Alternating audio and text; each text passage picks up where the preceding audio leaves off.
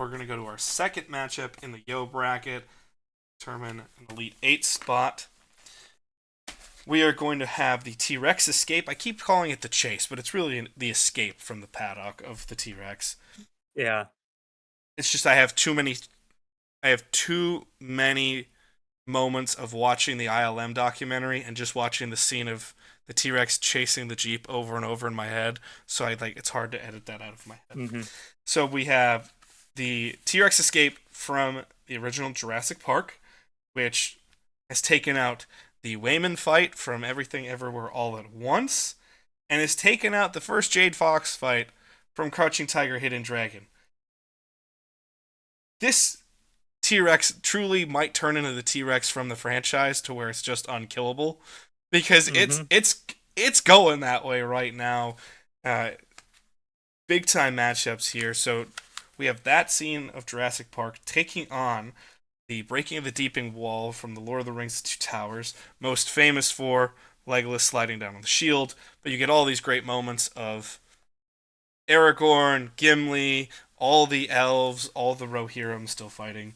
Uh, just tremendous filmmaking in general. And that got here by taking out Gladiator and Indiana Jones and the Temple of Doom. So it took out the Tigers fight and the Minecraft. So these two, this is the piece of the bracket that's got to be the roughest right now. Yeah. It's It's close. it's damn close. How'd you score this one? I did 6-4 Jurassic Park. I went 7-3 Jurassic Park. Okay. So we are gonna have a Jurassic Park victory again, which that's it's turning into the T Rex that cannot die in that franchise. I'm telling you right now, Yeah. dude.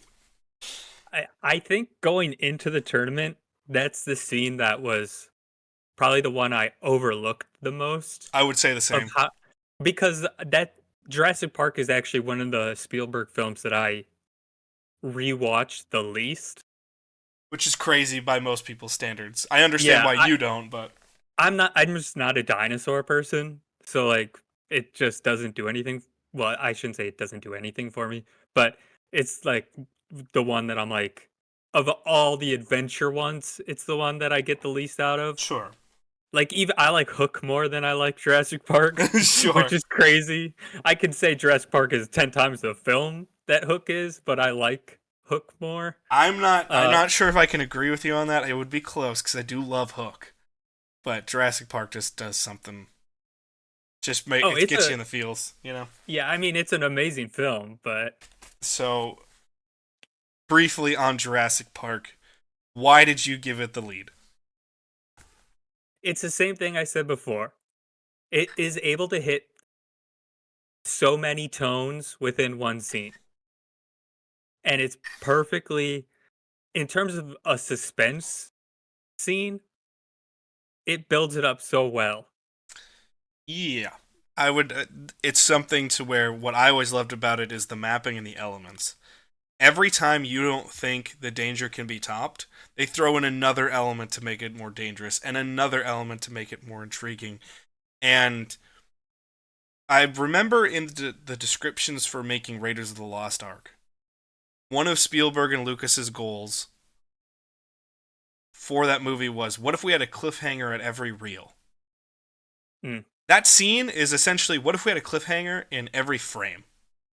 It's just, what if we had this be a problem and this be a problem, and you can tell where this had the refinement of Steven Spielberg and all the beautiful mapping that he can do throughout a scene and the subtext to it, but it had some of the fun of George Lucas's finishing because George Lucas was a pseudo phantom director to end the movie.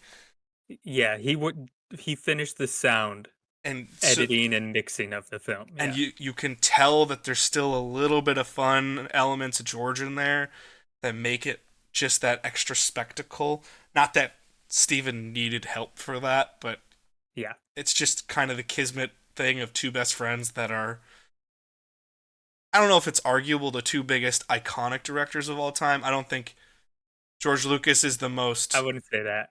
I would say that just because of the status of Star Wars, but not because he's the best, because he's the most iconic for creating Star Wars. That's why.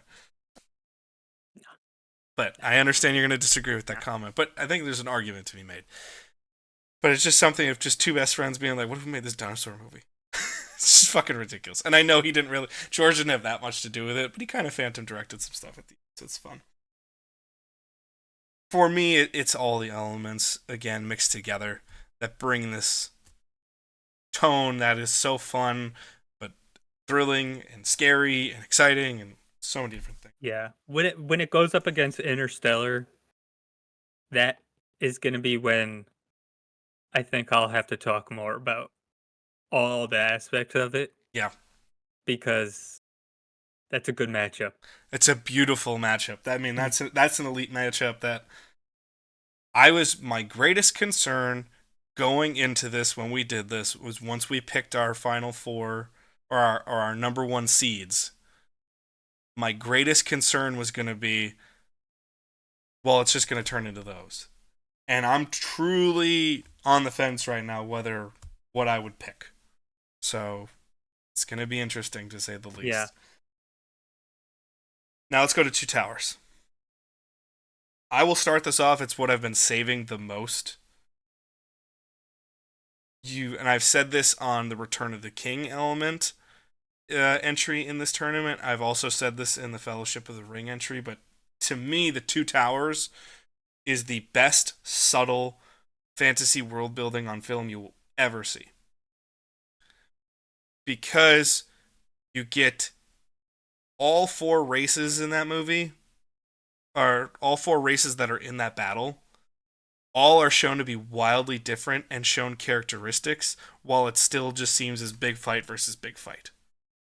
But in that, you get the characteristics of a dwarf that's just loyal and foolish to the nth degree, but so headstrong, willing to take on anything to help a friend. Once they're in and loyal to you, they're loyal. And he just jumps into a goddamn breaking dam, and he's like, I'll fight 50 people to save my friend. I don't care. You have Aragorn learning the reclamation of men, learning what they can do in this world against such evil forces, and a king coming to play. But you get really the leadership of men finally coming out when they haven't been taking the reins in this fantasy story. And then you get these superhuman elves that are like, what if I just had a shield? And I used it as a surfboard downstairs while also being able to shoot at least 4 to 5 enemies while going down the stairs. And then use that shield as a projectile and show how superhuman we are. That's all the subtext to it. That's not even what actually first comes to the scene. You're just like, that's so cool. It's awesome. And then you get the orcs are just the mindless horde of muscle and darkness that can't be stopped. Yeah. And what are they? Are they actually orcs? They're Uruk-hai. I should be. Okay. They're the Uruk-hai. Because they're Sarumans, not Saurons. They are. Yeah, they are. Little They are minions. Saruman's creation. The Uruk-hai. Yes. Which they've been. Essentially, orcs were created out of the elves, and then the Uruk-hai were created out of the orcs. So theoretically, there's still some elvish to them as well, but. Great effect with how they show the Uruk-hai being like spawned from the earth. Oh yeah, it looks so disgusting. Oh, immediately you're just like, that's gross and I hate it. Yeah. But you have just this epic clash between two things, and so when I gave it the points that I did, I thought there was a possibility Two Towers was going to go very, very high in this tournament, even higher than this. Simply because all the subtext to it, everything, it's so easily understandable. I just don't think it has... This is a tale to me of something that does one thing so incredibly well versus something that does a bunch of things really well. And which one do you favor? And I think Two Towers is a better single element in terms of exactly. action. But I was going to say, this is where a 40-minute fight scene or a battle doesn't really pay off in terms of this tournament. In this tournament, for a single because you can't call that a scene because it's not a scene. Well, the breaking, it's like you have to break it down into little things, but I understand what you're saying. Like Yes. the whole battle is an entire act of a movie, Yeah. essentially. So like it's you really that's where it's the downfall of this scene Yeah. because it is hard to compare to something that is so definitively actual action scene. Yeah. So So we have Jurassic Park moving on 13-7, and again in the Elite Eight, you're going to see Interstellar's docking sequence taking on the T-Rex Escape from Jurassic Park. Woo! That's sad. Woo, buddy, that's going to be some fun there.